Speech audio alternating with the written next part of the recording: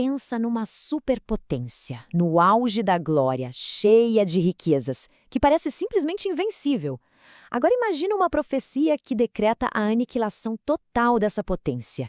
É exatamente isso que a gente vai explorar hoje, a queda da Babilônia, através das palavras de Jeremias. É uma história antiga, sabe? Sobre orgulho, sobre corrupção e um julgamento implacável.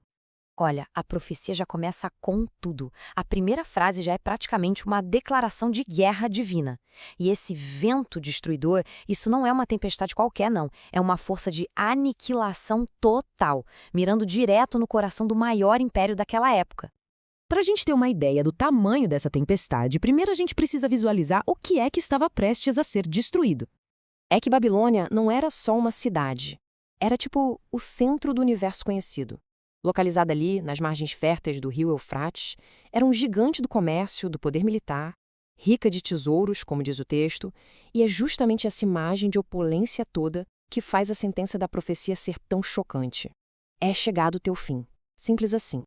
Mas espera aí, um império desse tamanho não cai do nada, né? Tinha que ter um motivo. E qual foi o crime da Babilônia? A profecia responde isso não com uma lista de regras quebradas, mas com uma metáfora muito poderosa, a de uma taça de ouro. E o simbolismo aqui é fundamental para a gente entender a história. Babilônia não era só uma conquistadora militar, era uma influência cultural, moral. Como essa taça de ouro, ela oferecia poder, luxo, e isso meio que embriagava as outras nações, corrompia todo mundo e, segundo a profecia, levava à loucura. E aqui a gente chega no ponto central da acusação. A queda da Babilônia é colocada como uma retribuição direta. A violência que ela causou a Sião agora voltaria para assombrá-la. É como se a profecia estivesse estabelecendo uma lei de causa e efeito. A crueldade gera uma vingança divina na mesma intensidade. E veja bem, não estamos falando de uma vingança qualquer. O texto chama de a vingança do seu templo, uma retribuição sagrada. E a profecia não economiza nos detalhes para descrever a brutalidade dessa destruição. A força que vem contra a Babilônia não é apenas um exército, é descrita como a própria arma de Deus, um machado de batalha nas mãos dele, criado especificamente para despedaçar nações e destruir reinos. A imagem é violenta, é pessoal e é implacável. E então a profecia começa a listar. É uma lista terrível, quase um ritmo martelado de destruição que não poupa ninguém. Cavalo e cavaleiro, carro e condutor, homem e mulher, pastor e rebanho. A mensagem é bem clara. Isso não vai ser uma simples troca de governo, vai ser o desmantelamento completo de uma civilização inteira. E sabe o que é talvez o mais chocante nisso tudo? A velocidade. Séculos de poder, de riqueza, de cultura, tudo isso ia desmoronar no momento. A profecia faz questão de frisar que a queda não seria um declínio lento, gradual, seria um colapso repentino, catastrófico. E olha que interessante, a profecia não fica só no simbólico, não. Ela aponta para um agente histórico bem real.